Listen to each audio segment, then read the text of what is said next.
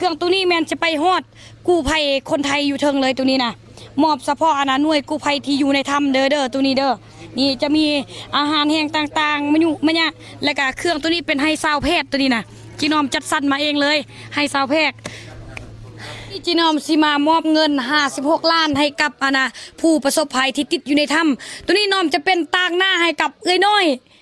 นี่เลยนี่ตางหน้าให้กับเอ้ยน้อยยากี้เมื่อกระมูลเอ้ยน้อยประเวนกระมูลมาแฮมนี่นะเมื่อลงพื้นที่และตางหน้ายออันบอเดอย่างงี้เดก้นละ8 ล้านเยี่ยมยง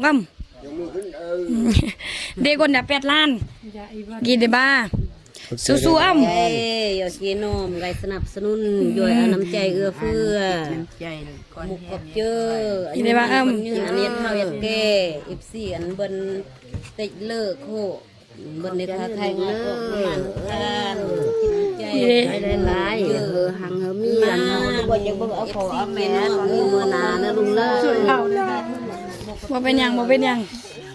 สู้ๆเด้อจังหน่อยข้าเจ้ากะออกมาได้แล้วจังหน่อยนะขอบใจเด้อแล้วนี่กะอวยพรอวยพรให้เอ้ยน้อยแน่อวยพรให้เอ้ยน้อยแน่อันนี้เป็นเงินของเอ้ยน้อยขอบใจหลายๆเด้ออยู่ดีไม่แห้งเลยน้อยเด้อขอบใจหลายเด้อเขาลำเขาด้วยเด้อเขาช่วยเขาแน่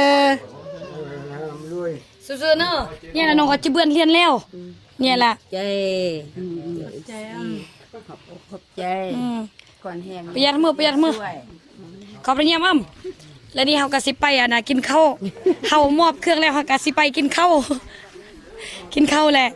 ตัวนี้อย่าลืมเด้อตัวนี้เป็นน้ำยาล้างจุดซ่อนเล่นของเจนอม80 ml ใส่ได้ไปซ่อนเงินคุ้มแหงเป็นแบรนด์ของเจนอมเองเลยได้ตัวนี้นะเอาน้ำยาล้างเจลอันนี้มอบเครื่องรอบที่เท่าไรแล้วนะรอบที่3คันไล่รวมในบัวร้อน4หรือไล่แล้วเป็นน้ำเป็น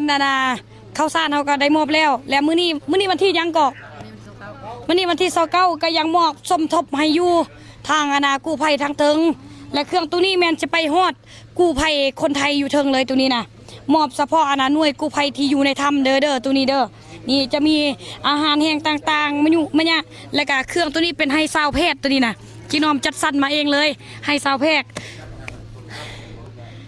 จะขึ้นผู้นี่นะรอบที่เท่าไรล่ะนี่นะ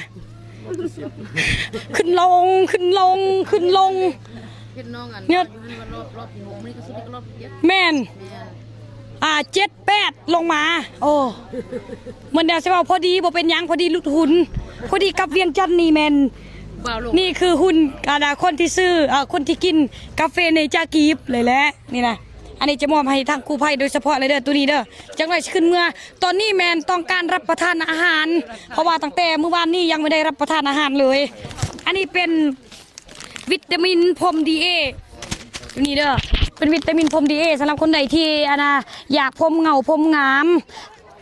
พรมบ่เงาบ่งามเราต้องเอาวิตามินพรมดีเอเลยเด้อตัวนี้นะขายดีเด้อตัวนี้นะขายมา2-3 ปีแล้วนี่บอกเลยว่าห่อมันจะเป็นแบบนี้เลยสินค้าตัวนี้นะขายตั้งแต่ค่อยเข้าเรียนม.3สินค้าตัวนี้นะจนเดี๋ยวนี้แหละสำหรับคนใดที่อยากได้มันพิมพ์เข้ามาสนใจในใต้คลิปนี้เลยวิตามินพรมดีเอ